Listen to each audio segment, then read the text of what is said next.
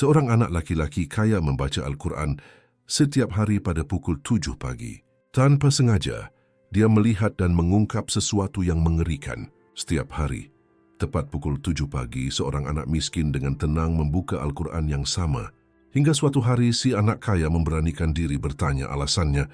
Jawabannya mengungkapkan rahasia yang begitu menyakitkan hingga mengubah hidup keduanya selamanya. Itu adalah pagi yang biasa di kota itu. Matahari baru saja terbit di ufuk timur dan jalanan masih sepi. Di sudut sebuah taman yang terlupakan, seorang anak laki-laki dengan pakaian usang dan kaki telanjang duduk di bangku kayu yang sama, yang sudah retak dimakan usia. Dengan hati-hati dia membuka sebuah kitab tua. Halamannya menguning, beberapa bahkan sobek, tetapi baginya kitab itu adalah harta terbesar yang dimilikinya. Itu adalah Al-Quran yang diberikan ibunya. Dia tidak pernah absen sehari pun. Tepat pukul 7 pagi, dia duduk dan membaca dengan suara pelan, seolah memiliki janji yang tidak bisa dibatalkan dengan sesuatu yang lebih besar. Dari seberang jalan, seorang anak laki-laki dengan kehidupan yang sangat berbeda melintas di dalam mobil mewah, ditemani oleh sopirnya. Dia adalah putra dari salah satu keluarga terkaya di kota itu. Terbiasa hanya melihat pesta, rumah mewah dan liburan. Tapi entah mengapa, ritual itu menarik perhatiannya. Setiap kali mobilnya lewat, dia melihat adegan yang sama terulang. Membaca Al-Quran selalu di waktu yang sama, tanpa pernah gagal. Rasa ingin tahu mulai mengganggunya. Siapakah anak itu? Mengapa dia bersikeras membaca setiap hari di tempat yang sama? Dan yang paling penting, apa yang ada di balik rutinitas aneh itu? Bagi seseorang yang hidup di jalanan, dikelilingi oleh dingin dan kelaparan. Suatu hari, anak kaya itu meminta sopirnya menghentikan mobil. Dia turun berjalan ke taman dan mendekati anak miskin itu. Keheningan pecah oleh sebuah pertanyaan sederhana, namun memiliki beban yang sangat besar. Kenapa kamu membaca kitab ini setiap hari, selalu di waktu yang sama? Anak miskin itu mengangkat matanya yang bersinar, meskipun ada kelelahan dari kehidupan yang keras. Sambil memeluk Al-Quran di dadanya, dia menjawab dengan ketenangan yang tak terduga. Karena ini adalah hal terakhir yang ditinggalkan ibu untukku. Saat itu, si anak kaya terdiam. Dia tidak menyangka akan mendengar sesuatu yang begitu lugas, begitu menyakitkan. Anak miskin itu menarik napas dalam-dalam dan melanjutkan seolah dia perlu membagi rasa sakitnya dengan seseorang. Ibu memberiku kitab ini suatu pagi. Dia bilang akan pergi membeli makanan dan segera kembali. Dia pergi pada jam 7 pagi dan aku tidak pernah melihatnya lagi. Sejak saat itu, aku membacanya pada jam 7 setiap hari, berharap entah bagaimana dia akan kembali. Si anak kaya merasakan bulu kuduknya merinding. Untuk pertama kalinya dalam hidupnya, dia menyadari bahwa ada rasa sakit yang tidak bisa dibayar oleh uang. Keheningan yang mengikuti pengungkapan itu terasa berat di udara. Anak kaya itu, yang terbiasa dengan jawaban-jawaban sederhana dan dangkal, tidak tahu bagaimana harus bereaksi. Dia tidak pernah membayangkan bahwa di balik isyarat sekecil itu bisa ada rasa sakit yang begitu besar. Dia duduk di samping anak miskin itu, masih berusaha mencerna kata-kata yang didengarnya. Kamu benar-benar berharap dia akan kembali? Tanyanya, hampir tidak menyadari bahwa dia sedang memasuki sesuatu yang suci. Anak miskin itu memeluk Al-Quran di dadanya, seolah itu adalah perisai melawan ketidakpastian hidup. Matanya yang berkaca-kaca mencerminkan bukan hanya kerinduan, tetapi juga harapan yang keras kepala, yang belum dihancurkan oleh waktu. Aku tidak tahu, jawabnya pelan. Tapi jika aku berhenti percaya, maka aku tidak akan pernah melihatnya lagi. Kalimat itu menusuk hati si anak kaya seperti anak panah tak terlihat. Dia memikirkan ibunya sendiri, yang selalu ada. Menyiapkan sarapan sebelum dia pergi ke sekolah, memeluknya di malam yang dingin, memberinya semua yang dia inginkan. Tidak pernah terlintas di benaknya bahwa seorang ibu bisa menghilang, hanya meninggalkan sebuah kitab. Tiba-tiba, suara mobil-mobil mewah dan tawa yang bergema dari toko roti di dekatnya terasa tidak masuk akal. Si anak kaya menyadari, untuk pertama kalinya, bahwa ada dua dunia yang berbeda, dipisahkan oleh garis tak terlihat, dunia kelimpahan dan dunia kekurangan. Dan dia meskipun dikelilingi oleh segalanya, tidak pernah merasa begitu kosong di hadapan iman anak itu. Tanpa tahu mengapa, si anak kaya kembali keesokan harinya. Sopirnya merasa aneh. tapi memenuhi permintaan majikan kecilnya. Sekali lagi pada pukul 7 pagi, anak miskin itu ada di sana, duduk di bangku yang sama dengan kitab yang sama terbuka. Si anak kaya mendekat dan berdiri dalam diam, hanya mengamati. Hari-hari berikutnya berulang. Perlahan-lahan, si anak kaya mulai membawa roti, buah-buahan, bahkan terkadang selimut yang disembunyikan dari keluarganya. Dia tidak ingin anak itu tahu, tapi dia menghabiskan malam dengan memikirkan kisah itu. Bagaimana mungkin seorang ibu bisa menghilang begitu saja? Di mana dia? Apakah dia sudah menyerah pada anaknya, atau ada sesuatu yang lebih dalam dan mengerikan di baliknya? Dengan setiap kunjungan, persahabatan yang tak terduga itu tumbuh. Anak miskin itu berbagi ayat-ayat Al-Quran, menjelaskan bagaimana setiap kata memberinya kekuatan untuk tidak menyerah.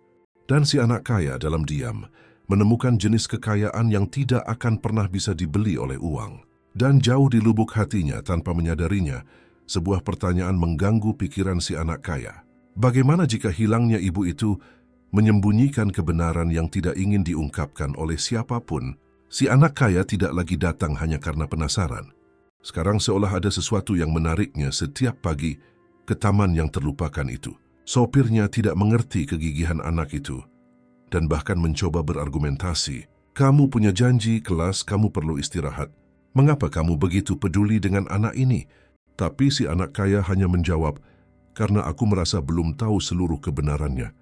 Pada hari itu, anak miskin itu membaca sebuah bagian dengan suara pelan. Bibirnya bergetar saat dia memegang kitab itu erat-erat. Si anak kaya mendekat perlahan dan, tanpa menyadarinya, mendengar anak itu bergumam. Jika aku berjalan di lembah bayang-bayang kematian, aku tidak akan takut pada kejahatan, karena engkau bersamaku. Kata-kata itu bergema seperti gema yang berat, dan si anak kaya tidak bisa menahan rasa ingin tahu.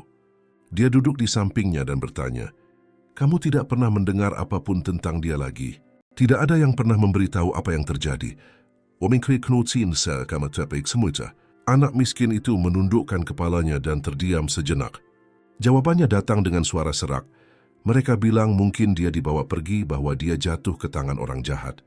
Kalimat itu jatuh seperti batu di antara mereka. Mata si anak kaya melebar. Dibawa pergi? Orang jahat? Siapa yang bisa melakukan itu pada seorang ibu yang hanya ingin mencari makanan? Anak miskin itu menyadari keterkejutannya, melanjutkan.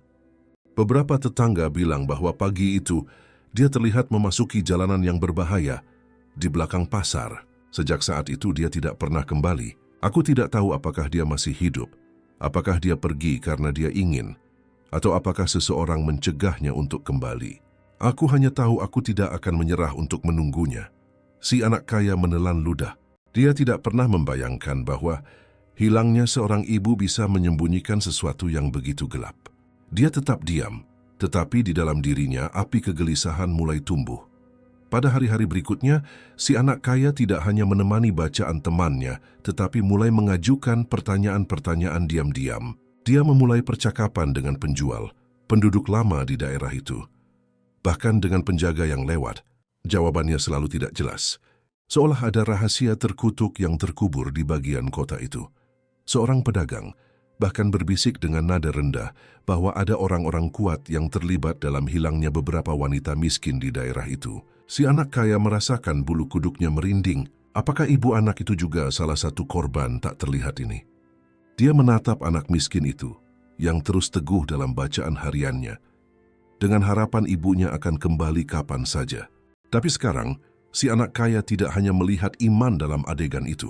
Dia juga melihat misteri yang berbahaya, luka terbuka yang tidak ingin disentuh oleh siapapun, dan sebuah keputusan mulai lahir di dalam dirinya. Dia tidak akan beristirahat sampai dia menemukan kebenaran. Anak kaya itu tidak lagi menyembunyikan dari dirinya sendiri betapa persahabatan itu mengubah cara dia melihat dunia. Namun di dalam rumah mewahnya, ceritanya sangat berbeda. Suatu malam saat duduk di meja makan, dia tanpa sengaja menceritakan kepada orang tuanya, "Ayah, ibu, aku bertemu seorang anak laki-laki di taman. Dia membaca Al-Quran setiap hari pada pukul 7 pagi. Ibunya menghilang dan aku pikir kita perlu membantunya." Keheningan segera menyelimuti. Sang ayah seorang pengusaha yang kaku dan terbiasa hanya berurusan dengan orang-orang di tingkatnya, mengangkat alisnya dan meletakkan sendok garpu dengan kuat di atas meja. "Kamu tidak seharusnya bergaul dengan orang-orang seperti itu," katanya dengan nada dingin. "Sudah cukup apa yang kita lakukan dalam donasi untuk lembaga amal. Kita tidak butuh masalah lagi." Sang ibu mencoba menenangkan, tetapi tatapan cemasnya menunjukkan bahwa dia berpikir hal yang sama. Bagi mereka, anak jalanan itu hanyalah satu dari sekian banyak. Seseorang yang tidak pantas mendapatkan perhatian keluarga. Si anak kaya merasakan sakit di dadanya. Untuk pertama kalinya, dia tidak setuju dengan orang tuanya secara begitu intens. Bagaimana mereka bisa begitu dingin?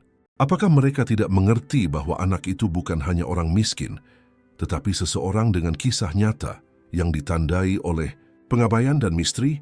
"Dia bukan masalah," balasnya dengan suara tegas. "Dia kehilangan ibunya. Dia punya harapan bahwa dia akan kembali." Ayah tidak mengerti. Sang ayah menarik napas dalam-dalam, berusaha menjaga kendali. "Kamu masih terlalu naif. Dunia tidak berjalan dengan iman, tetapi dengan kekuasaan dan uang. Aku tidak ingin kamu terlibat dalam hal ini." Tapi si anak kaya sudah membuat keputusan diam-diam. Tidak ada yang akan menghentikannya untuk terus berada di samping teman barunya. Keesokan harinya, dia kembali ke taman. Saat melihat anak miskin itu, dia merasakan kelegaan seketika, seolah dia telah melarikan diri dari penjara tak terlihat. Dia duduk di sampingnya dan kali ini tidak hanya mengamati. Dia membuka Al-Quran bersamanya dan membaca dengan suara lantang ayat yang muncul di halaman itu. "Berbahagialah orang yang berduka, karena mereka akan dihibur." Anak miskin itu tersenyum untuk pertama kalinya dalam beberapa hari. Sikap sederhana itu menunjukkan bahwa dia tidak sendirian. Tapi jauh di lubuk hatinya, si anak kaya tahu bahwa ketegangan di rumahnya baru saja dimulai.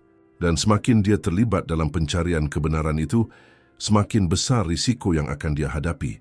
Lagi pula, jika benar ada orang-orang kuat yang terlibat dalam hilangnya sang ibu, seberapa jauh dia bisa melangkah tanpa membangkitkan kemarahan orang-orang yang tidak ingin kebenaran terungkap. Hari-hari berlalu dan ikatan antara kedua anak laki-laki itu semakin kuat. Si anak kaya tidak lagi hanya menghabiskan beberapa menit. Dia duduk di samping anak miskin itu, berbicara, berbagi makanan, dan bahkan membawa air bersih dalam botol yang disembunyikan dari keluarganya. Seolah dia telah menemukan kebenaran yang tidak dilihat oleh orang lain. Di balik kemiskinan ada seseorang dengan iman dan harga diri. Namun di rumah situasinya hampir meledak.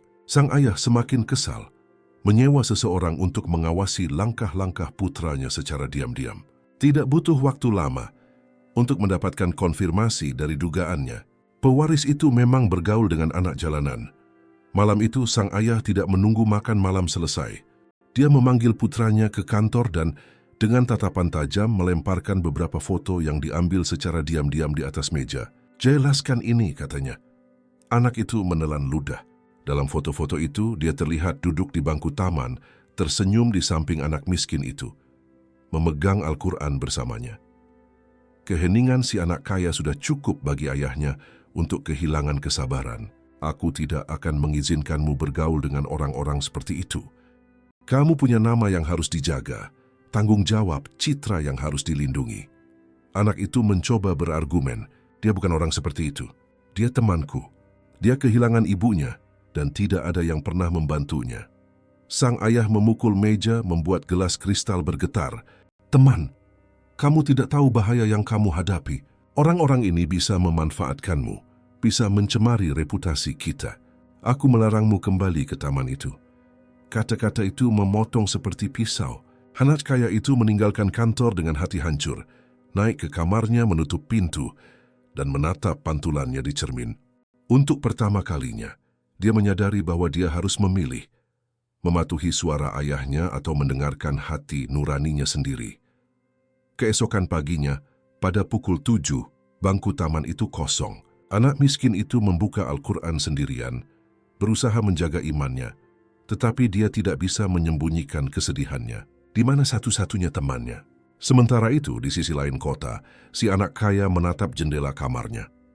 Kata-kata ayahnya masih bergema, tetapi ada sesuatu yang lebih kuat yang membara di dalam dirinya. Kepastian bahwa meninggalkan anak itu akan sama dengan mengkhianati jiwanya sendiri. Dan pada saat itu, Sebuah keputusan mulai terbentuk. Dia tidak akan menyerah, bahkan jika dia harus menantang keluarganya sendiri. Keesokan harinya terasa berat. Si anak kaya menghabiskan malam tanpa tidur, merenungkan kata-kata keras ayahnya. Tetapi semakin dia memikirkannya, semakin dia merasa bahwa mematuhi berarti meninggalkan tidak hanya temannya, tetapi juga dirinya sendiri. Ketika jam menunjukkan pukul 7 pagi, dia tidak tahan untuk tetap diam. Dia keluar diam-diam, tanpa sopir. Berjalan di jalanan yang masih basah oleh embun. Setiap langkah adalah tantangan diam-diam terhadap kehendak ayahnya. Ketika dia tiba di taman, dia merasakan sakit di hatinya. Bangku kayu itu kosong. Untuk pertama kalinya sejak dia mengenalnya, anak miskin itu tidak ada di sana dengan Al-Quran terbuka. Si anak kaya melihat sekeliling, putus asa, dan bertanya kepada seorang pedagang kaki lima yang selalu berada di sudut. Anak yang duduk di sini setiap hari, kamu melihatnya? Pria itu berhenti sejenak, seolah ragu untuk berbicara. Kemudian dia menunjuk ke gang sempit di belakang taman. Aku melihat beberapa pria aneh berbicara dengannya kemarin. Mereka terlihat gugup. Dia tidak muncul pagi ini. Si anak kaya merasakan darahnya membeku. Ingatan akan percakapan tentang orang-orang jahat yang berkeliaran di daerah itu kembali dengan kuat. Apakah mereka juga membawa anak itu? Dia berlari ke gang. Dindingnya lembab, penuh coretan dan bau sampah meresap di udara. Di tanah, dia menemukan sesuatu yang membuat jantungnya berdebar kencang. Al-Quran itu jatuh dengan beberapa halaman robek, seolah ditarik dengan paksa. Dia mengambil kitab itu dengan tangan gemetar dan merasakan air mata membakar matanya. Ini tidak mungkin kebetulan. Ada sesuatu yang gelap terjadi. Tiba-tiba suara serak terdengar di belakangnya. Sebaiknya kamu lupakan anak itu, nak. Si anak kaya berbalik dan melihat seorang pria bersandar di dinding dengan tatapan mengancam. Orang asing itu menatapnya seolah ingin mengintimidasi. Kisah ini bukan untukmu. Pulanglah ke rumah dan berpura-puralah kamu tidak pernah melihat apapun. Si anak kaya mundur, memeluk Al-Quran di dadanya, tetapi di dalam dirinya api pemberontakan semakin besar. Bagaimana dia bisa begitu saja memunggungi, mengetahui bahwa temannya dalam bahaya?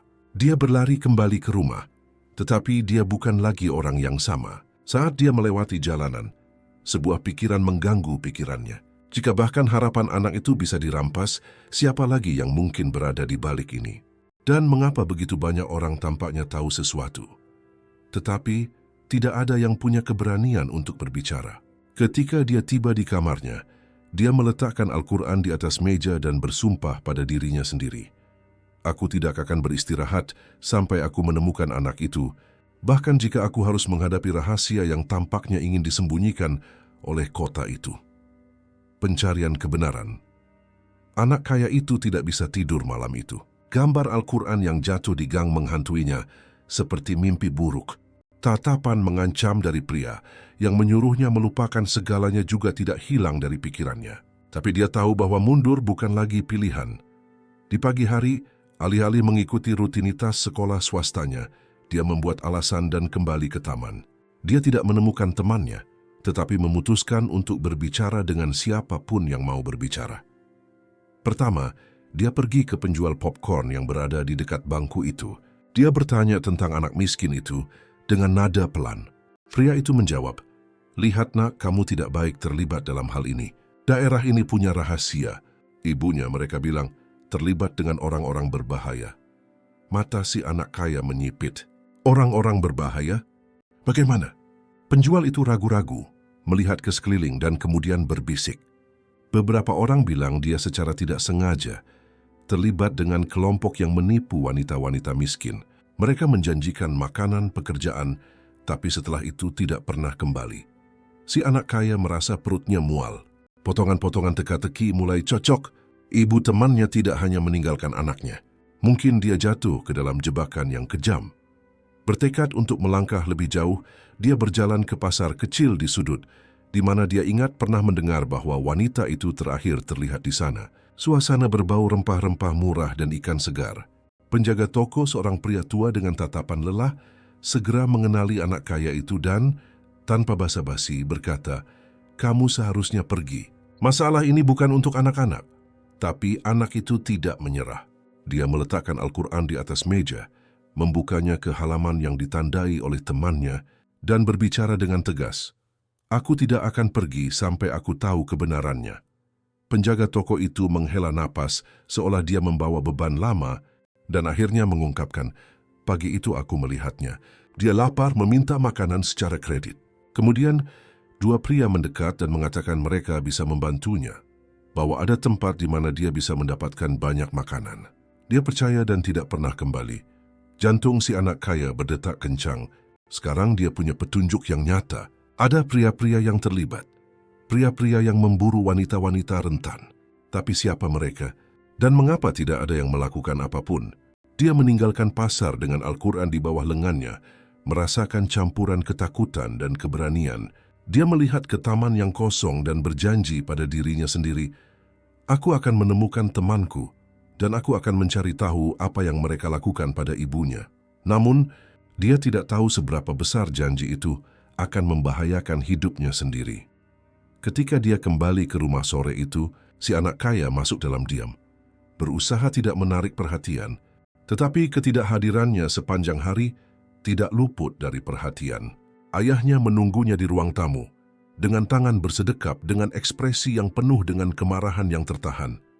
"Dari mana saja kamu?" tanyanya, suaranya pelan tapi mengancam. Anak itu ragu sejenak. Dia berpikir untuk membuat alasan. Tetapi Al-Quran di tangannya mengungkapkan kebenarannya. "Aku berada di taman. Aku mencari temanku. Dia menghilang." Wajah ayahnya memerah. "Aku sudah tidak bilang dengan jelas bahwa aku tidak ingin kamu terlibat dalam hal ini?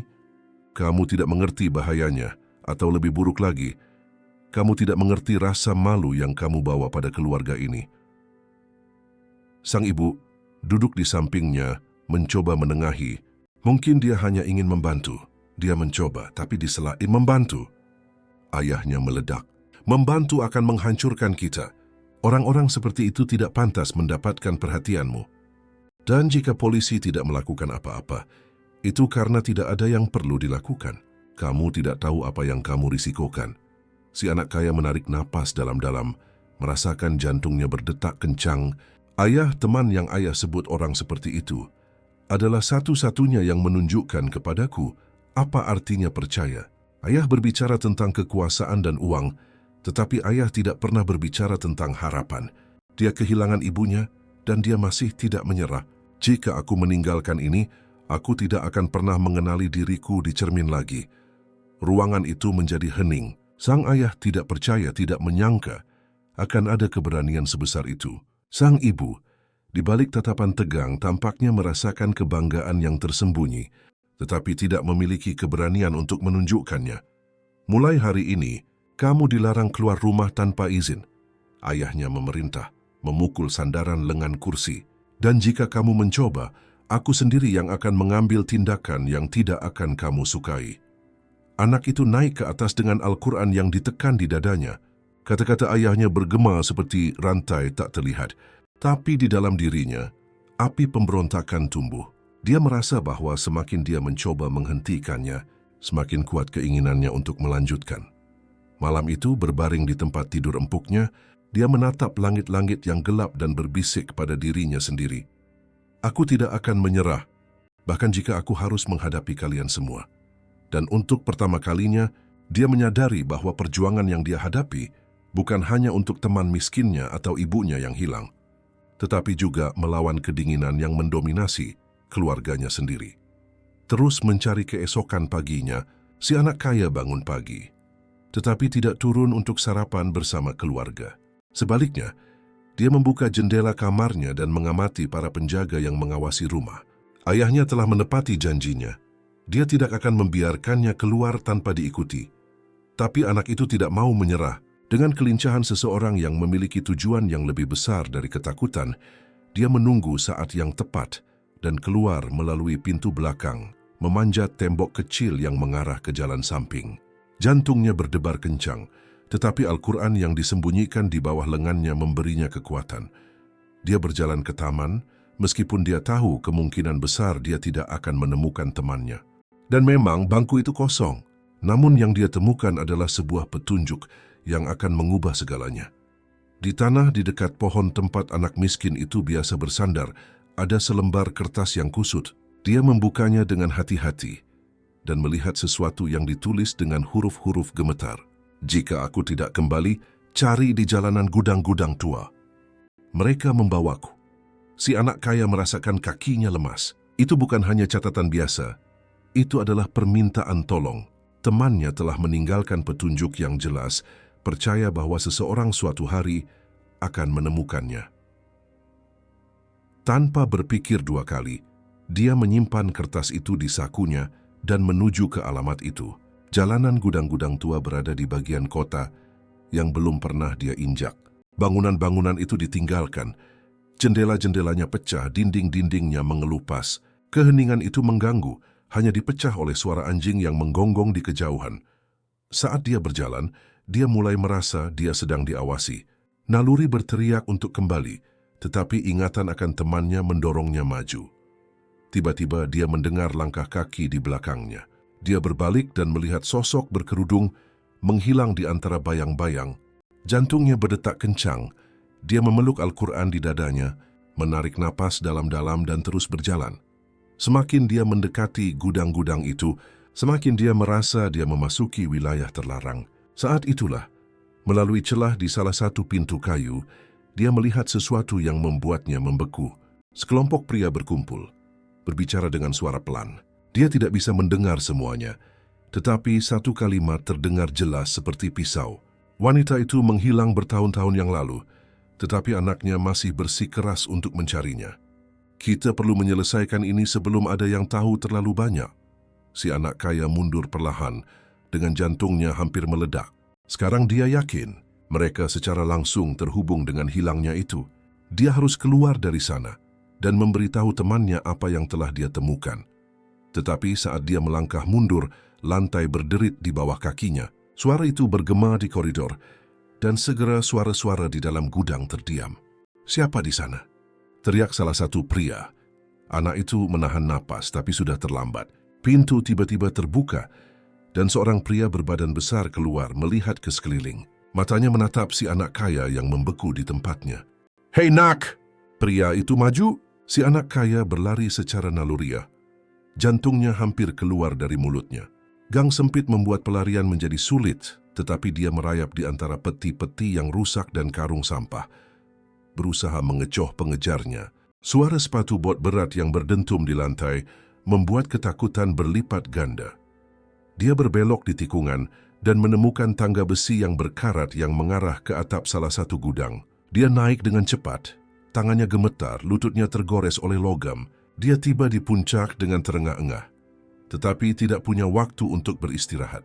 Pria itu sudah berada di dasar tangga, naik di belakangnya.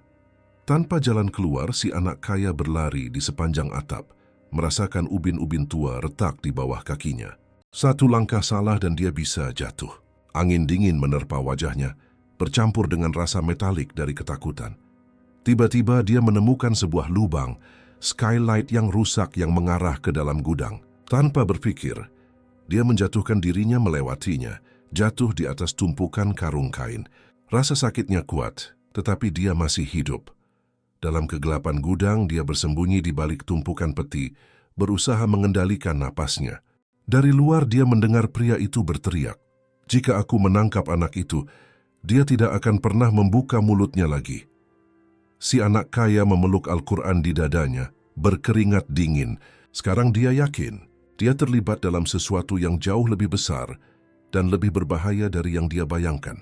Tetapi pada saat yang sama, sesuatu di dalam dirinya berteriak bahwa mundur tidak lagi mungkin. Sebuah janji si anak kaya tetap bersembunyi di balik peti-peti itu selama beberapa menit. Seluruh tubuhnya gemetar. Suara sepatu bot berat bergema dari luar, tetapi perlahan-lahan langkah kaki itu menjauh.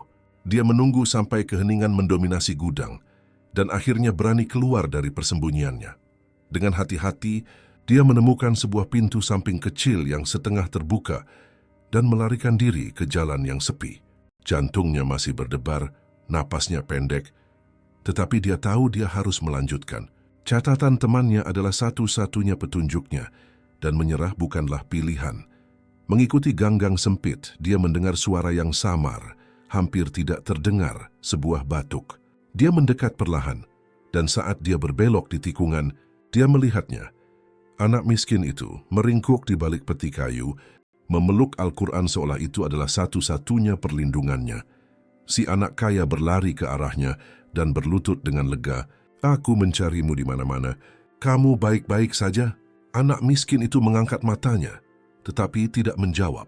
Wajahnya pucat, dan ketakutan yang terukir di wajahnya mengatakan lebih dari kata-kata apapun.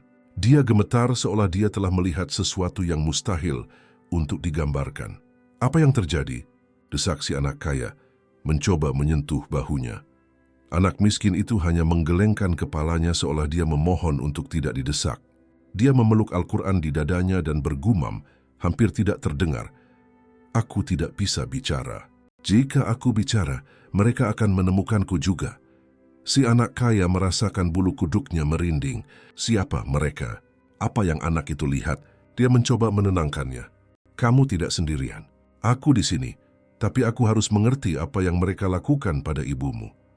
Air mata mengalir di wajah kotor anak miskin itu. Dia menarik napas dalam-dalam dan berbisik, aku mendengar mereka berbicara. Ibuku tidak pergi karena dia ingin. Dia dibawa pergi." Suaranya pecah. "Mungkin dia tidak akan pernah kembali." Si anak kaya memejamkan matanya sejenak, merasakan beratnya pengungkapan itu. Kecurigaan yang telah menyiksanya kini hampir menjadi kepastian. Ada sesuatu yang kejam di balik kisah itu, sesuatu yang melibatkan orang-orang yang bersedia melakukan apa saja untuk menjaga keheningan. Dia memegang tangan temannya dengan erat. "Kalau begitu, kita akan mencari tahu bersama. Aku janji." Anak miskin itu tidak menjawab, hanya menyandarkan dahinya ke Al-Quran, membiarkan air mata membasahi halaman-halaman tua itu. Si anak kaya pada gilirannya tahu bahwa dia memasuki jalan tanpa kembali. Jika sebelumnya hanya rasa ingin tahu, sekarang itu adalah misi. Menemukan kebenaran apapun biayanya. Dan jauh di lubuk hatinya, dia merasa bahwa langkah selanjutnya bisa menempatkan mereka dalam bahaya yang lebih besar. Kedua anak laki-laki itu duduk berdampingan di gang selama beberapa menit, dalam diam. Si anak kaya mengamati temannya memeluk Al-Quran, seolah itu adalah satu-satunya hal yang membuatnya tetap berdiri.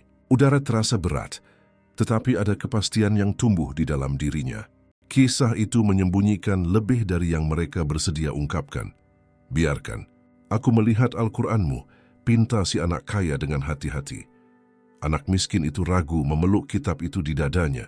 Kemudian seolah dia telah mengumpulkan kekuatan, dia memberikannya. Si anak kaya membuka halaman-halaman yang usang itu dengan hati-hati. Tulisannya pudar, marginnya ditandai dengan catatan-catatan kecil yang dibuat dengan tangan. Mungkin oleh ibunya sendiri. Dia menggesekkan jari-jarinya di atas lembaran-lembaran itu ketika dia menyadari sesuatu yang berbeda. Di bagian belakang sampul, tersembunyi di bawah jahitan tulang belakang, ada selembar kertas yang terlipat. "Kamu tahu tentang ini?" tanyanya terkejut. Mata anak miskin itu melebar dan dia menggelengkan kepalanya. "Tidak, aku tidak pernah melihatnya." Dengan tangan gemetar, si anak kaya menarik kertas itu. Itu adalah lembaran tipis, menguning dimakan waktu, ditulis dengan tergesa-gesa dengan tulisan tangan yang tampak gelisah. Kata-kata pertama sudah membuat jantung keduanya berdebar kencang. "Jika suatu hari aku tidak kembali, pergilah ke jalanan tambang batu. Di sana seseorang akan bisa menceritakan kebenaran. Jangan percaya pada orang asing." Keheningan di antara mereka hanya terpotong oleh suara mobil yang lewat dari kejauhan. Anak miskin itu menutupi mulutnya dengan tangan, tidak percaya. "Ini dari ibuku. Dia tahu sesuatu bisa terjadi." Si anak kaya mengepalkan tangannya, merasakan campuran ketakutan dan tekad. Sekarang dia punya petunjuk nyata yang ditinggalkan oleh wanita itu sendiri sebelum dia menghilang. Itu bukan hanya dugaan. Ada seseorang di suatu tempat yang tahu kebenarannya. "Kalau begitu kita akan pergi ke sana," katanya dengan tegas. Anak miskin itu melihat sekeliling ketakutan. Tapi bagaimana jika itu berbahaya? Bagaimana jika itu jebakan? Si anak kaya menarik napas dalam-dalam. "Jika ibumu meninggalkan pesan ini, itu karena dia percaya kamu akan menemukannya suatu hari nanti. Kita tidak bisa mengabaikannya." Mata anak miskin itu kembali berkaca-kaca, tetapi kali ini bukan karena keputusasaan, melainkan karena harapan. Seolah petunjuk itu menyalakan kembali api di dalam dirinya yang coba dipadamkan oleh orang-orang jahat itu. Sambil memegang Al-Quran dan catatan itu, seolah-olah itu adalah peninggalan, keduanya bangkit. Jalanan tambang batu adalah misteri, tetapi juga janji. Dan untuk pertama kalinya, mereka tidak sendirian dalam pencarian itu. Si anak kaya melihat ke langit yang mulai gelap dengan awan tebal. Jauh di lubuk hatinya, dia merasa bahwa jalan yang akan mereka ambil bisa tidak hanya mengubah hidup mereka, tetapi juga mengungkapkan rahasia yang lebih suka dipertahankan, terkubur oleh banyak orang selamanya. Petunjuk yang berbahaya. Malam tiba ketika kedua anak laki-laki itu memutuskan untuk mengikuti petunjuk yang ditinggalkan di catatan itu. Jalanan tambang batu berada di bagian kota yang terlupakan. Sebuah lingkungan yang ditandai oleh rumah-rumah yang ditinggalkan dan gudang-gudang yang berkarat. Lampu-lampu jalan berkedip-kedip dan keheningan hanya terpotong oleh suara anjing yang menggonggong di kejauhan. Si anak kaya berjalan di depan, memegang Al-Quran seolah itu adalah peta. Anak miskin itu masih curiga melihat ke sekeliling, takut seseorang sedang mengikuti mereka. "Kamu yakin tentang ini?" tanyanya, suaranya gemetar. "Bagaimana jika itu terlalu berbahaya?" "Kita tidak bisa kembali sekarang," jawab si anak kaya. "Ibumu percaya tempat ini menyimpan jawaban." Mereka akhirnya tiba di sebuah rumah kayu kecil, hampir hancur, dengan pintu yang setengah terbuka. Dari dalam cahaya samar berkedip, kemungkinan dari lilin. Keduanya saling memandang ragu-ragu. Tetapi sebelum mereka mengumpulkan keberanian untuk masuk, sebuah suara serak memanggil dari kegelapan. "Kalian mencari seseorang, bukan?" Anak-anak itu berbalik dengan terkejut. Seorang pria tua, dengan janggut abu-abu dan pakaian sederhana, berdiri di trotoar bersandar pada tongkat. Namun matanya bersinar dengan intensitas yang aneh, seolah dia tahu lebih dari yang dia katakan. "Siapa Bapak?" tanya si anak kaya, berusaha menyembunyikan ketakutannya. Pria tua itu menghela napas. "Kalian tidak mengenalku, tapi aku mengenal ibunya," katanya menunjuk ke anak miskin itu. "Aku sudah memperingatkannya untuk tidak mempercayai pria-pria yang berkeliaran di pasar, tapi dia lapar, putus asa, dan jatuh ke dalam jebakan." Anak miskin itu merasakan kakinya lemas. "Akio, Bapak melihatnya. Bapak tahu kemana mereka membawanya." Pria itu melihat sekeliling, memastikan tidak ada orang lain yang mendengarnya. Kemudian dengan suara pelan dia mengungkapkan, dia bukan satu-satunya. Banyak wanita menghilang dengan cara yang sama. Selalu janji-janji makanan, pekerjaan mudah, dan mereka tidak pernah kembali. Sebenarnya, ada jaringan yang tersembunyi di bayang-bayang kota yang memanfaatkan yang paling lemah. Si anak kaya memeluk Al-Quran di dadanya. "Dan di mana dia sekarang? Apakah ibuku masih hidup?" tanya anak miskin itu dengan putus asa. Pria tua itu ragu-ragu, seolah kata-kata itu terlalu berat. "Aku tidak bisa menjamin, tapi aku tahu satu hal. Gudang-gudang tua itu bukan hanya gudang yang ditinggalkan. Ada tempat di sana di mana mereka menyembunyikan rahasia yang tidak ada yang berani mengungkapkannya." Keheningan menyelimuti jalanan. Angin dingin menggoyang-goyang papan-papan longgar dari rumah itu, seolah lingkungan itu sendiri mengkonfirmasi bahaya dari kata-kata itu sebelum pergi. "Teneng shinde siatsa," pria tua itu meninggalkan peringatan. "Jika kalian mengejar kebenaran, bersiaplah, karena siapapun yang terlibat dengan mereka mungkin tidak akan pernah kembali." Kedua anak laki-laki itu saling memandang. Ketakutan itu sangat besar, tetapi pada saat yang sama, harapan tidak pernah sekuat ini. Mengungkap kebenaran, percakapan dengan pria tua itu membuat kedua anak laki-laki itu terdiam selama beberapa saat. Si anak kaya memegang erat Al-Quran dan catatan yang tersembunyi di antara halaman-halamannya. Anak miskin itu, pada gilirannya gemetar ketakutan, tetapi matanya bersinar dengan campuran rasa sakit dan harapan. Dia bilang itu terlalu berbahaya, gumam anak miskin itu. "Bagaimana jika itu benar, dan kita tidak akan pernah kembali?" Dan si anak kaya menarik napas dalam-dalam dan meletakkan tangannya di bahu temannya. "Ibumu percaya bahwa suatu hari kamu akan menemukan catatan ini. Dia percaya bahwa kamu akan memiliki keberanian. Kita tidak bisa berhenti sekarang." Anak miskin itu memejamkan matanya seolah dia mencari kekuatan dalam doa yang hening dan akhirnya mengangguk. Jadi, bersama-sama mereka mengikuti jalanan tambang batu sampai ke gudang-gudang tua. Tempat itu tampak lebih menakutkan di malam hari. Jendela-jendela pecah memantulkan cahaya bulan, pintu-pintu yang berkarat berderit karena angin, dan keheningan yang tampaknya mengamati setiap langkah mereka. Mereka bersembunyi di balik tumpukan peti ketika mereka mendengar suara. Dua pria keluar dari salah satu gudang, berbicara dengan nada pelan. "Masalahnya adalah anak itu," kata salah satu dari mereka. "Dia terus muncul. Kita sudah mengurus ibunya, kita juga bisa mengurus dia," jawab yang lain. Kedua anak laki-laki itu saling memandang, jantung mereka berdebar kencang. Konfirmasi yang mereka takuti ada di hadapan mereka. Ibu itu benar-benar dibawa pergi oleh pria-pria itu. Ketika langkah kaki itu menghilang dalam kegelapan, si anak kaya menarik tangan temannya dan merayap ke pintu gudang yang setengah terbuka. Dia mendorongnya dengan hati-hati, hanya membuat suara derit kecil. Bagian dalamnya terendam dalam kegelapan, diterangi oleh beberapa lampu samar yang tergantung di langit-langit. Saat itulah mereka melihat sesuatu yang membuat mereka membeku. Ada tumpukan kotak dengan dokumen, buku catatan, dan bahkan foto-foto yang tersebar di atas meja. Si anak kaya mendekat dan mengambil salah satu foto dengan tangan gemetar. Itu adalah ibu anak miskin itu. Foto itu kusut, seolah-olah disimpan dengan tergesa-gesa. "Itu dia," bisik anak miskin itu, air mata mengalir di wajahnya. Si anak kaya terus membalik-balik kertas dan menemukan daftar dengan beberapa nama wanita. Semuanya dicoret dengan tanggal di sampingnya. Di antara mereka, nama ibu anak itu ditandai. "Mereka mencatat semuanya," katanya dengan suara tercekat. Tiba-tiba suara langkah kaki bergema di dalam gudang. Seseorang kembali. Anak-anak itu saling memandang. Jantung mereka berdebar kencang. Mereka tidak punya waktu lagi untuk berpikir. Si anak kaya mengambil foto dan kertas dengan nama-nama itu, menyelipkannya di dalam Al-Quran, sementara anak miskin itu menarik tangannya dengan putus asa. Mereka harus keluar dari sana sebelum mereka ketahuan. Dengan jantung yang berdetak kencang dan napas tertahan, mereka berlari di sepanjang sisi gudang, mendengar suara-suara yang semakin dekat.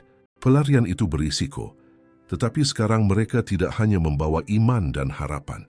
Mereka membawa bukti bahwa ibu itu benar-benar telah dibawa pergi. Pelarian dan bukti jantung kedua anak laki-laki itu terasa seperti meledak di dada mereka. Mereka berlari melalui koridor-koridor gelap gudang, berusaha menemukan jalan keluar sebelum pria-pria itu menyadari kehadiran mereka. Suara-suara bergema, bercampur dengan suara berat sepatu bot yang berdentum di lantai. "Mereka di sini," teriak seseorang.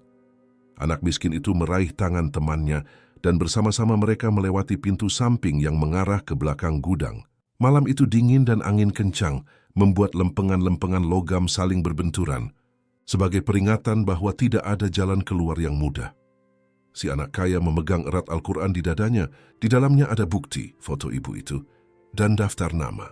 Setiap langkah lebih berisiko, tetapi menyerah bukan lagi bagian dari kenyataan mereka. Tiba-tiba, cahaya terang menerangi gang. Salah satu pria itu muncul dengan senter dan sepotong besi di tangannya. "Lari!" teriak si anak kaya. Mereka berlari melalui jalanan tambang batu, kaki telanjang anak miskin itu tergores di tanah yang kasar. Sementara si anak kaya tersandung oleh sepatu mahalnya sendiri, tetapi dia tidak berhenti. Di belakang mereka, teriakan bergema. "Tangkap anak-anak itu, mereka tidak boleh keluar dari sini." Suara sepatu bot semakin dekat. Anak miskin itu terhuyung-huyung di atas sepotong kayu dan hampir jatuh, tetapi temannya menahannya tepat waktu. "Jangan berhenti," desak si anak kaya menariknya. Senter-senter itu semakin dekat, hanya dalam hitungan detik mereka akan tertangkap. Saat itulah si anak kaya melihat jalan keluar, sebuah selokan yang sebagian terbuka, cukup besar untuk mereka lewati. "Di sana," dia menunjuk. Keduanya merangkak ke dalam lubang dan tanpa berpikir, turun ke dalam kegelapan yang lembab. Baunya tak tertahankan, tetapi setidaknya mereka tidak terlihat. Dari dalam mereka mendengar pria-pria itu berteriak dengan marah. "Mereka menghilang! Cari di setiap sudut!" Si anak kaya bernapas dengan susah payah, tetapi memegang erat Al-Quran, seolah itu adalah hidupnya sendiri. Anak miskin itu gemetar, tetapi dalam tatapannya ada sesuatu yang baru. Bukan hanya ketakutan, tetapi juga kepastian bahwa mereka tidak melarikan diri dengan sia-sia. Sekarang mereka punya bukti. Sekarang mereka punya kebenaran, tetapi risikonya lebih besar dari sebelumnya. Dan mereka tahu, pria-pria itu tidak akan beristirahat sampai mereka menemukan mereka. Memilih jalan keheningan di dalam selokan itu mencekik. Udara lembab bercampur dengan bau karat dan kotoran, membuat pernapasan sulit. Si anak kaya memegang Al-Quran begitu erat, hingga jari-jarinya sakit. Anak miskin itu meringkuk di sampingnya gemetar tanpa henti. Mereka tidak akan menyerah, bisik anak miskin itu. Suaranya hampir ditelan oleh gema. Sekarang mereka tahu kita tahu. Si anak kaya mengangguk, merasakan beratnya kata-kata itu. Dia sadar bahwa sendirian mereka tidak akan bisa bertahan lama. Mereka butuh bantuan. Tapi dari siapa? Ketika mereka berhasil keluar dari selokan, melalui sebuah bukaan di jalan lain, hari sudah menjelang fajar. Kota itu tidur, kecuali anjing-anjing jalanan yang mengobrak-abrik karung sampah. Anak-anak itu berjalan dengan lelah. Kaki mereka terluka. Hati mereka masih waspada terhadap setiap suara yang jauh. Bagaimana jika kita pergi ke polisi? Si anak kaya berani bertanya. Anak miskin itu menyela dengan tatapan putus asa. Tidak, mereka juga bisa terlibat. Ibuku selalu bilang untuk curiga. Jika dia meninggalkan catatan tersembunyi, itu karena dia tahu dia tidak bisa mempercayai siapapun. Si anak kaya memikirkan ayahnya yang pasti tidak akan pernah mempercayai cerita itu. Dia memikirkan para pegawai di rumah mewah yang selalu patuh pada perintah majikan. Tidak ada dari mereka yang tampaknya menjadi pilihan yang aman. Kalau begitu, siapa? Tanyanya frustrasi. Anak miskin itu terdiam sejenak. Kemudian dia bergumam.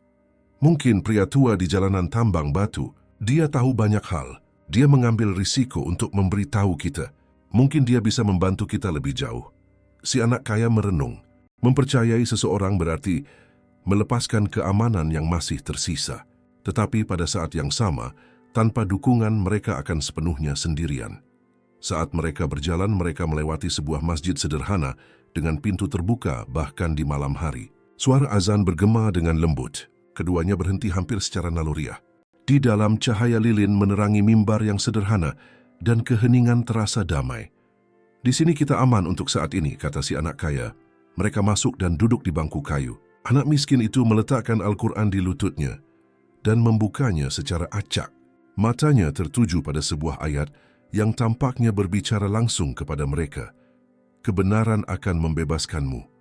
Keduanya saling memandang. Mereka tidak tahu apakah itu kebetulan atau pertanda, tetapi itu memperkuat keyakinan bahwa mereka berada di jalan yang benar. Si anak kaya mengepalkan tangannya. Kita butuh seseorang untuk berjuang bersama kita, tapi kita harus memilih dengan hati-hati. Anak miskin itu hanya mengangguk, mengusap air matanya. Dilemanya jelas, mencari bantuan bisa menyelamatkan hidup mereka atau menyerahkan mereka langsung ke tangan orang-orang yang ingin menghancurkan mereka. Mengungkapkan rahasia fajar menyingsing membawa kabut tebal, seolah kota itu ingin menyembunyikan rahasia yang disimpannya. Kedua anak laki-laki itu, kelelahan, memutuskan bahwa mereka tidak bisa membuang waktu. Catatan ibu itu menunjuk ke jalanan tambang batu, dan pria tua yang mereka temui di sana tampaknya menjadi satu-satunya orang yang bersedia menceritakan kebenaran. Dia mungkin tahu lebih banyak dari yang dia katakan kemarin, kata si anak kaya. Suaranya tegas meskipun ketakutan. Dia mengambil risiko untuk memperingatkan kita. Mungkin dia menunggu kita kembali. Anak miskin itu mengangguk memeluk Al-Quran seolah itu adalah kompasnya. Mereka berjalan di jalanan yang sepi, sampai mereka tiba di lingkungan yang ditinggalkan. Papan-papan berderit di bawah kaki mereka, dan angin membuat pintu-pintu yang longgar berbenturan. Tempat itu tampak lebih suram daripada malam sebelumnya. Ketika mereka mendekati rumah kayu itu, mereka melihat sesuatu yang aneh. Pintu itu terbuka lebar, dan di lantai ada tanda-tanda langkah kaki yang tergesa-gesa. Si anak kaya mengangkat tangannya agar temannya berhenti. Sesuatu terjadi di sini, bisiknya. Mereka masuk dengan hati-hati. Bagian dalam rumah itu berantakan, kursi-kursi jatuh, kertas-kertas berserakan. Bau lilin yang padam masih meresap di udara, tetapi pria tua itu tidak ada di sana. Tiba-tiba mereka mendengar suara-suara datang dari luar. Mereka berlari ke celah jendela dan melihat dua pria berjas gelap mengelilingi rumah itu berbicara dengan nada pelan. Dia tahu terlalu banyak, kata salah satu dari mereka. Jika dia membuka mulutnya, dia bisa menghancurkan segalanya. Anak miskin itu menutupi mulutnya dengan tangan untuk menahan isak tangis. Si anak kaya menariknya ke belakang, jantungnya berdebar kencang. Pria tua itu dalam bahaya, dan yang lebih buruk, mereka bukan satu-satunya yang datang mencarinya. Beberapa menit kemudian pria-pria itu pergi, tetapi mereka meninggalkan perasaan yang menyesakkan. Anak-anak itu tahu bahwa mereka sedang diawasi, mungkin bahkan diikuti. Saat itulah si anak kaya menemukan sebuah detail di lantai, sepotong kertas yang terlipat jatuh di dekat meja. Dia mengambilnya dengan cepat dan membukanya. Itu adalah catatan yang dibuat dengan tangan, mungkin oleh pria tua itu sendiri. Jika aku tidak di sini, cari Nyonya Siti di desa pelabuhan. Dia tahu kebenarannya. Mata anak miskin itu melebar. Satu petunjuk lagi, satu harapan lagi. Tetapi juga lebih banyak risiko. Jika pria-pria itu sudah mencari pria tua itu, tidak butuh waktu lama bagi mereka untuk mengetahui bahwa ada orang lain yang menyimpan informasi. Si anak kaya menutup catatan itu dan menatap temannya. Kita harus pergi sekarang sebelum mereka sampai padanya. Anak miskin itu mengangguk, meskipun tubuhnya gemetar. Keduanya tahu, setiap petunjuk yang mereka temukan membawa mereka lebih dekat ke kebenaran, tetapi juga menempatkan mereka selangkah lebih dekat ke bahaya yang mematikan. Sebuah pengungkapan yang mengejutkan. Jalan menuju desa pelabuhan itu panjang dan melelahkan. Si anak kaya, yang terbiasa dengan mobil mewah dan jalan beraspal, merasakan tubuhnya lelah dengan setiap langkah. Anak miskin itu, meskipun terbiasa dengan jalanan, juga tampak kelelahan, tetapi tidak ada dari mereka yang berpikir untuk menyerah. Al-Quran dan catatan itu membimbing mereka, seolah-olah mereka adalah mercusuar di tengah kegelapan. Desa pelabuhan itu berada di dekat sungai, di mana perahu-perahu berkarat mengapung terikat pada dermaga tua. Bau ikan bercampur dengan air asin meresap di udara. Rumah-rumah itu sederhana, terbuat dari kayu. Banyak yang dicat dengan warna-warna yang sudah pudar dimakan waktu dan air laut. Siapa Nyonya Siti ini? Tanya si anak kaya, melihat ke sekeliling. Anak miskin itu menjaga matanya tetap waspada, jantungnya berdebar kencang.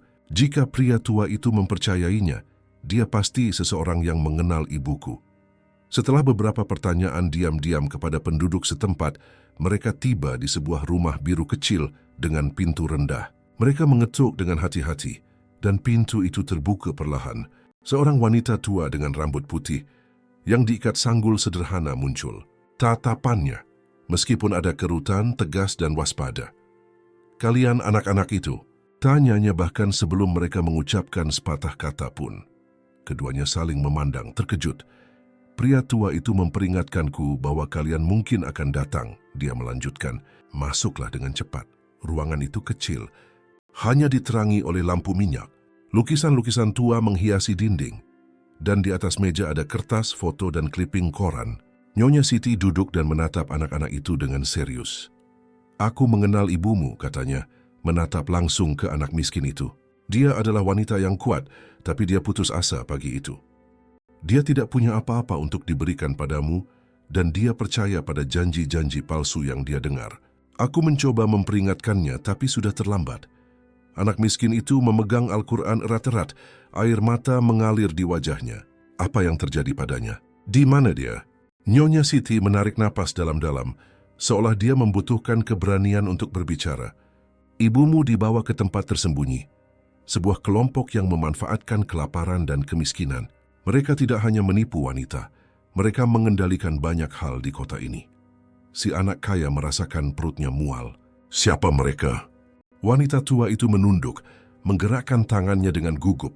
Kemudian dia mengangkat matanya dan berkata dengan suara berat, "Mereka memiliki koneksi dengan orang-orang kuat, pengusaha, politisi, orang-orang yang tampak terhormat.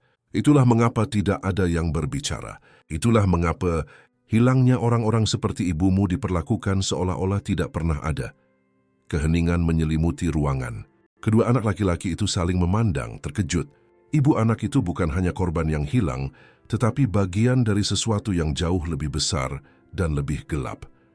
Nyonya Siti kemudian menarik laci dan menyerahkan sebuah foto yang menguning.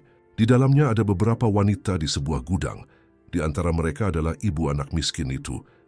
Yas, sahabat berkhaida sedewan. Foto ini diambil tidak lama setelah dia menghilang.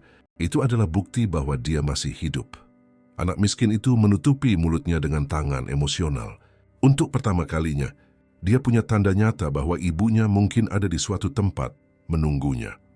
Konfrontasi yang menyakitkan keheningan setelah pengungkapan Nyonya Siti tampaknya menekan udara di dalam ruangan kecil itu. Anak miskin itu tidak bisa berhenti menatap foto itu. Tangannya gemetar.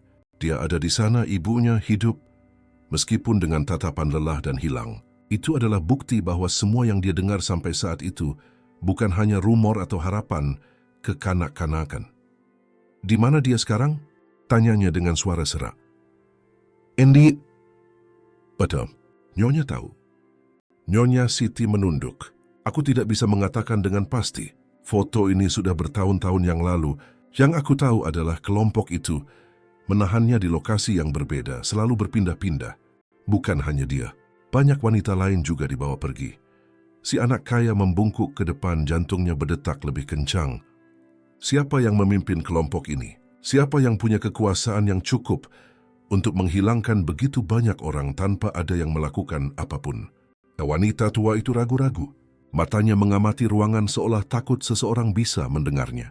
Kemudian dia berbisik, mereka tidak bertindak sendirian, mereka punya perlindungan. Pengusaha yang mendukung gudang-gudang itu, politisi yang menutup mata, dan dia berhenti menatap si anak kaya. Bahkan keluarga-keluarga terhormat di kalangan atas terlibat. Kata-kata itu jatuh seperti batu. Si anak kaya merasakan darahnya membeku. Keluarga kalangan atas. Nyonya Siti mengangguk perlahan.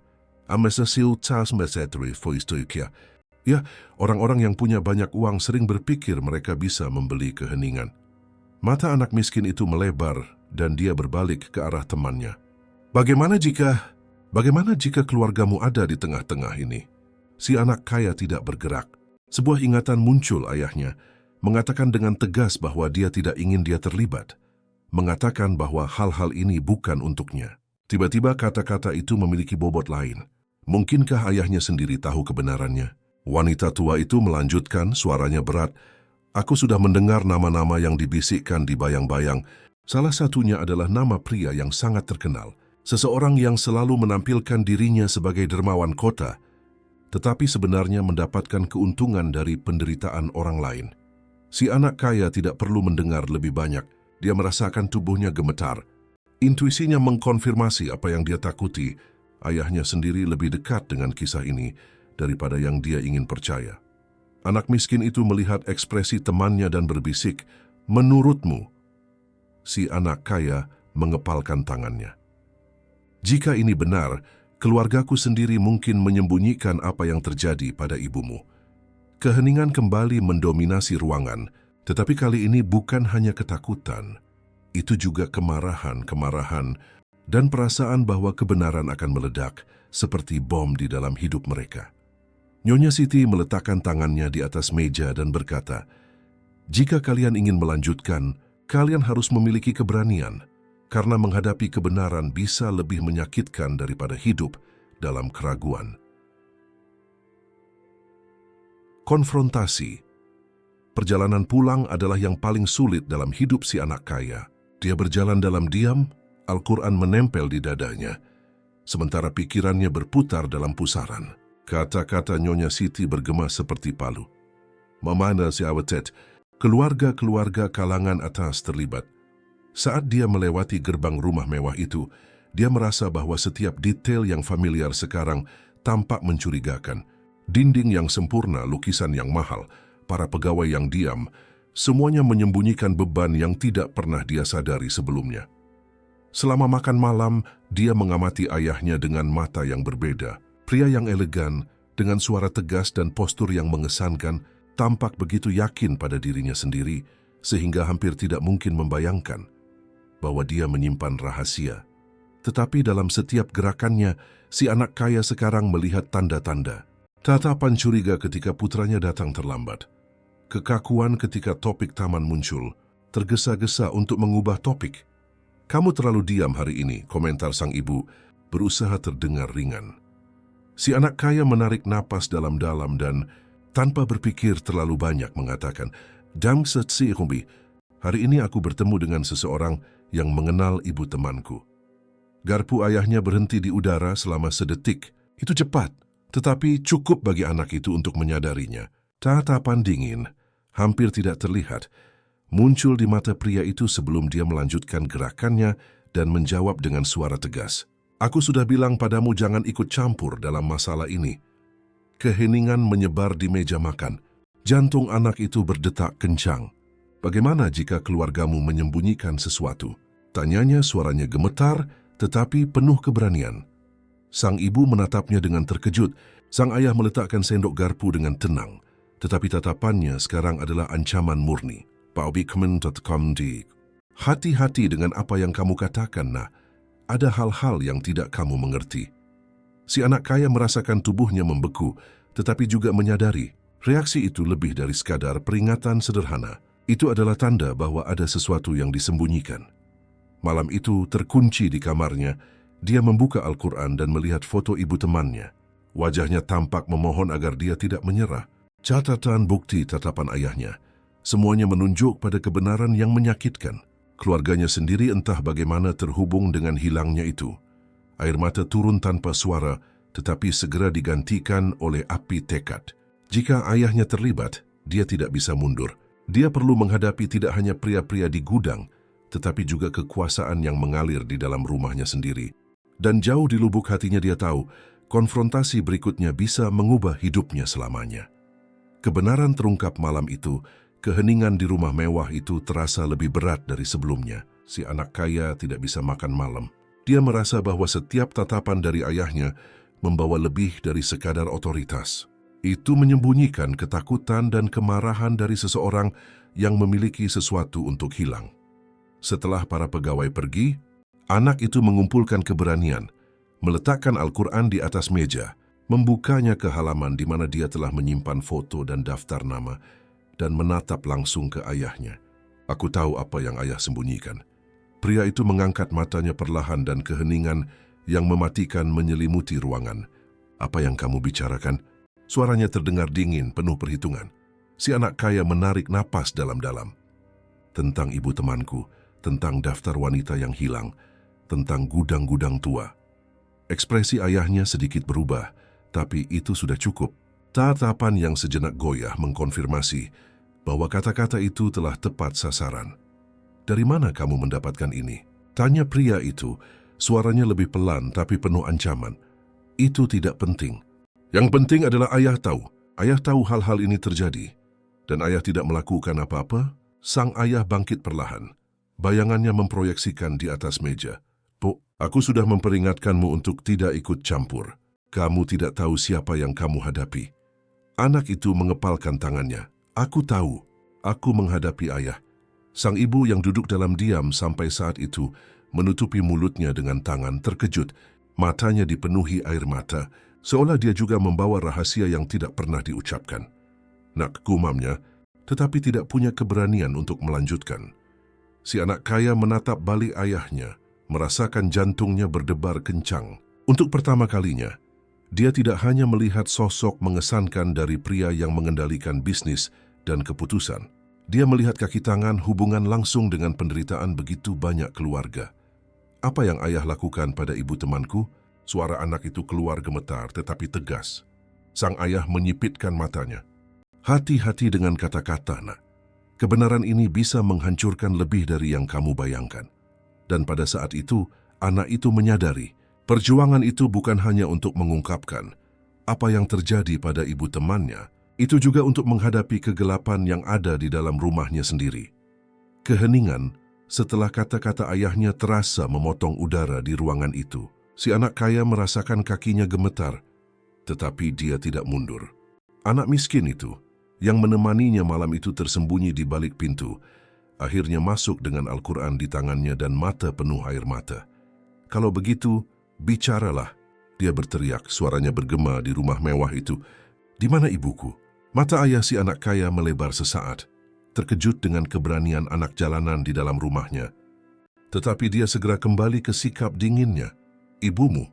Dia memulai, suaranya pelan, dibawa bukan olehku, tetapi oleh orang-orang yang mendukung sebuah kerajaan yang lebih besar dari yang bisa kamu bayangkan. Anak miskin itu melangkah maju, jantungnya berdebar kencang. Dia masih hidup. Pria itu menarik napas dalam-dalam, mengalihkan pandangannya. Ketika aku menemukannya, dia sudah berada di dalam jaringan. Sekelompok pria mengeksploitasinya bersama wanita lain. Dia berhenti sejenak, seolah dia membawa beban yang mengerikan. Aku tidak melakukan apapun untuk menghentikannya. Kata-kata itu jatuh seperti hukuman. Anak miskin itu jatuh berlutut, memeluk Al-Quran di dadanya, menangis seperti yang belum pernah dia lakukan sebelumnya. Si anak kaya dengan air mata di matanya berbalik ke arah ayahnya. Ayah punya kekuasaan. Ayah bisa saja membantu, tetapi ayah memilih keheningan. Pria itu tidak menjawab. Keheningan adalah pengakuan yang paling kejam dari semuanya. Ibu si anak kaya akhirnya pecah dalam isak tangis. Aku tahu, gumamnya. Aku selalu curiga, tapi aku tidak pernah punya keberanian untuk menghadapinya. Si anak kaya mendekati temannya, membantunya bangkit. Kita tidak akan berhenti sampai kita menemukannya, katanya dengan tegas. Bahkan jika aku harus menghadapi seluruh dunia. Sang ayah mengangkat matanya sekarang berat. Kalian tidak mengerti. Melibatkan diri dalam hal ini sama saja dengan mengutuk diri sendiri. Jaringan ini punya tangan di mana-mana. Jika kalian bersikeras, kalian akan berakhir seperti dia. Anak miskin itu mengusap air matanya dengan punggung tangannya dan menjawab, suaraku gemetar, tetapi penuh kekuatan. Aku lebih baik mati mencari kebenaran daripada hidup percaya bahwa ibuku meninggalkanku. Si anak kaya mengangguk, dan aku tidak akan membiarkannya menghadapi ini sendirian. Pada saat itu sesuatu berubah. Ketakutan masih ada, tetapi ada api baru yang membara di dalam keduanya. Rasa sakit telah berubah menjadi keberanian.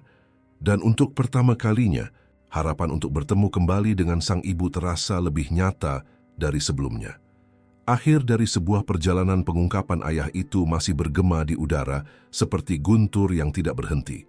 Anak miskin itu, dengan air mata mengalir di wajahnya, menekan Al-Quran di dadanya, sementara si anak kaya menjaga tatapannya tetap pada pria yang seharusnya menjadi contoh. Tetapi ternyata adalah kaki tangan keheningan. Kalian tidak akan mengerti, gumam sang ayah, duduk suaranya penuh kelelahan. Jaringan ini lebih besar dari kita semua. Ini bukan hanya tentang bisnis kotor, ini adalah seluruh sistem. Si anak kaya memukul meja, membuat foto ibu itu tergelincir. Kalau begitu, bicaralah, di mana dia? Pria itu memejamkan matanya selama beberapa detik, seolah dia berjuang melawan dirinya sendiri. Akhirnya dia menghela napas dan mengungkapkan, ada sebuah gudang tersembunyi di dekat pelabuhan, digunakan sebagai fasad untuk gudang perikanan. Kesanalah mereka membawa wanita-wanita yang belum dibawa pergi jauh. Jika ibumu masih hidup, dia mungkin ada di sana. Anak miskin itu merasakan jantungnya berdetak kencang. Jadi masih ada kesempatan. Ayah itu tidak menjawab secara langsung, hanya mengalihkan pandangannya yang cukup untuk menyalakan kembali api harapan. Ibu si anak kaya dalam air mata bangkit dan memegang tangan putranya. Jangan pergi, itu terlalu berbahaya. Mereka akan membunuh kalian. Tapi anak itu menatapnya dengan tegas.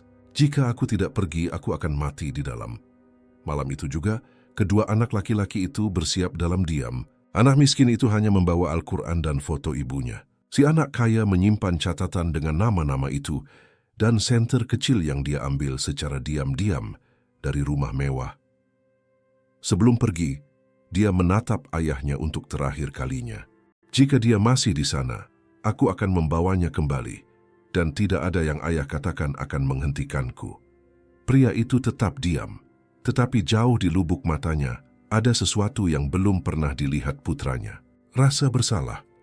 Anak-anak itu meninggalkan rumah mewah itu melalui pintu belakang, melewati malam menuju pelabuhan. Setiap langkah terasa dibimbing oleh sesuatu yang lebih besar dari mereka. Iman anak miskin, tekad si anak kaya.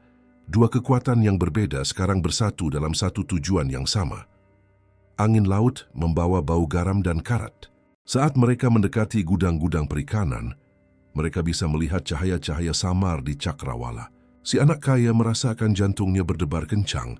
Di sanalah tempat di mana kebenaran akhirnya akan terungkap. Pertemuan dan pelarian desa pelabuhan itu terendam dalam keheningan, hanya dipecah oleh suara ombak yang memukul perahu-perahu yang berkarat. Kedua anak laki-laki itu merayap di antara bayang-bayang, setiap langkah penuh dengan ketakutan dan harapan. Gudang yang ditunjukkan oleh ayah si anak kaya berada di hadapan mereka. Sebuah bangunan kayu gelap dengan jendela-jendela tinggi, diterangi oleh lampu-lampu samar yang seolah mengawasi malam.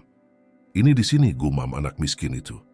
Memeluk Al-Quran di dadanya, si anak kaya mengangguk, berusaha mengendalikan jantungnya yang berdebar kencang.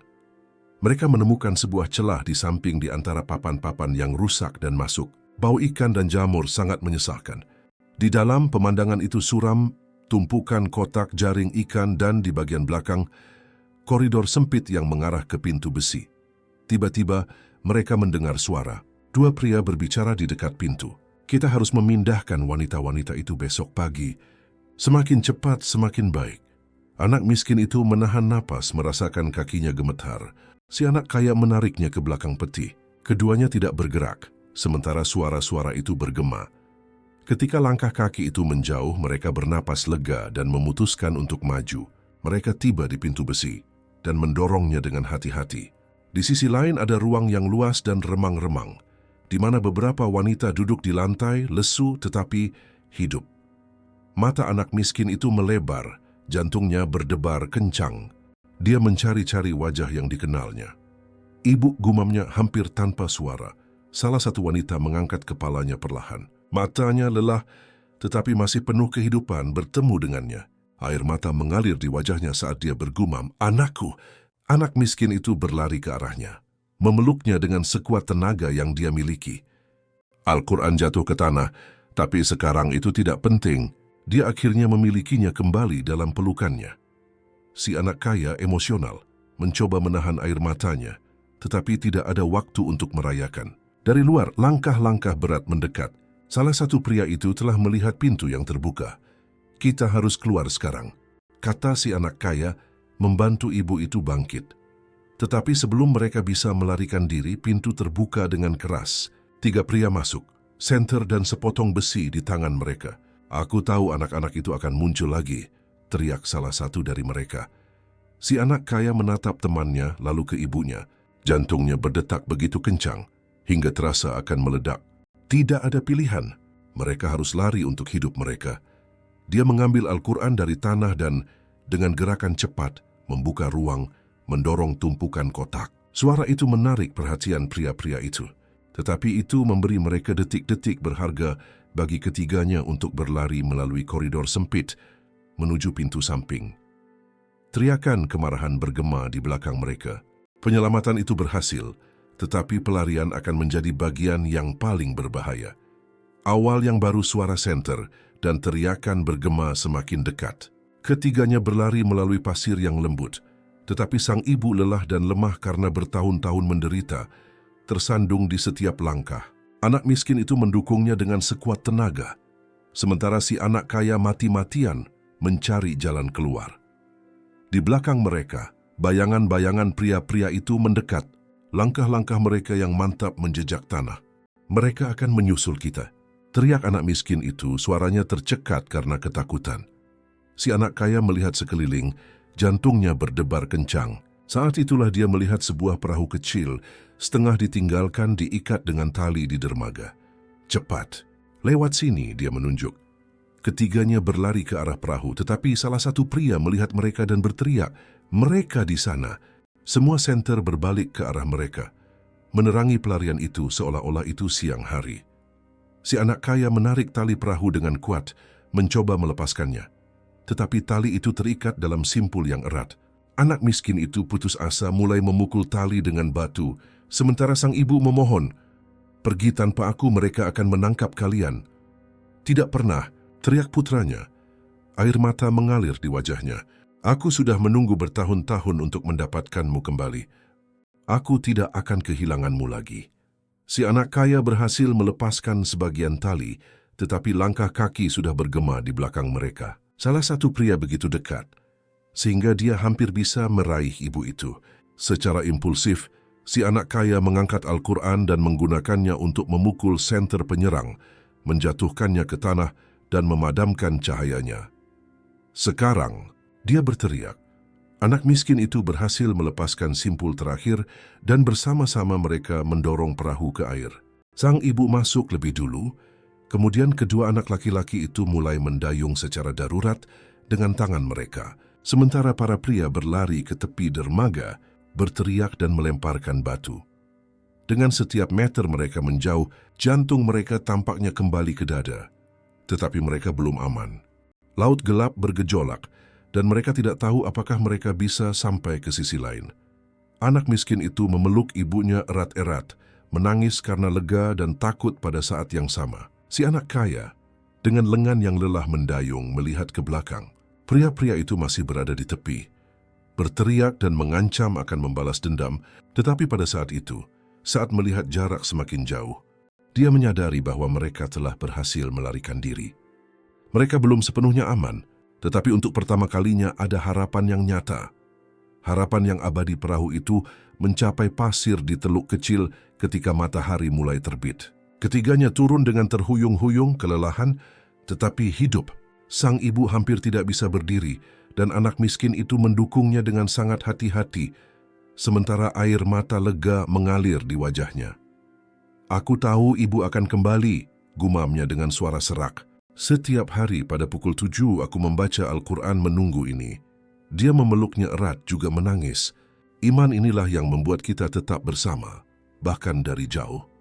Si anak kaya melihat pemandangan itu dengan mata berkaca-kaca, tetapi di dalam dirinya ada kekosongan yang menyakitkan. Saat melarikan diri, dia telah meninggalkan Al-Quran itu di gudang. Kitab itu, yang merupakan simbol harapan temannya, sekarang hilang. Al-Quran itu, gumamnya dengan suara berat karena rasa bersalah. Anak miskin itu mengangkat tatapannya, masih dengan air mata, tetapi tersenyum dengan cara yang rapuh dan berani. Itu tidak penting, itu sudah memenuhi perannya. Apa yang tertulis di sini, dia menunjuk ke hatinya. Karena tidak ada yang bisa merampasnya. Si anak kaya merasakan bulu kuduknya merinding. Untuk pertama kalinya dia mengerti bahwa iman temannya tidak hanya ada pada sebuah benda, tetapi di dalam dirinya. Kemudian, mereka menemukan perlindungan di sebuah masjid kecil di pinggir jalan. Imam masjid, terkejut melihat keadaan mereka, membuka pintu dan memberi mereka roti, air, dan tempat untuk beristirahat. Sang ibu berbaring di bangku kayu, memejamkan matanya dengan kedamaian seseorang yang akhirnya bebas. Sementara itu, si anak kaya duduk di samping anak miskin itu. "Aku gagal padamu. Aku meninggalkan Al-Quran itu," katanya. Tetapi anak miskin itu memegang tangannya dengan erat. "Kamu tidak gagal. Kamu membawakan ibuku kembali." Itu adalah bukti iman terbesar yang pernah aku alami. Keheningan di dalam masjid tampaknya mengkonfirmasi kata-kata itu. Cahaya matahari terbit menembus jendela kaca sederhana, menerangi ketiganya. Seolah surga berkata, "Kalian menang karena kalian percaya." Si anak kaya tahu bahwa masih ada risiko, bahwa jaringan itu masih hidup, dan bahwa ayahnya harus menghadapi konsekuensi. Tetapi melihat temannya dan ibunya, dia mengerti bahwa hal yang paling penting telah tercapai. Harapan telah bertahan, bahkan ketika semuanya tampak hilang. Keadilan dan awal yang baru. Matahari sudah menerangi masjid kecil itu ketika si anak kaya memutuskan bahwa mereka tidak bisa terus bersembunyi selamanya. Pelarian telah berakhir, tetapi jaringan itu masih bebas dan para pria yang berteriak di belakang mereka bisa muncul kapan saja. Hatinya meminta istirahat, tetapi alasannya mengatakan bahwa mereka hanya akan benar-benar aman jika seseorang bertindak melawannya. Saat itulah imam masjid mendekat.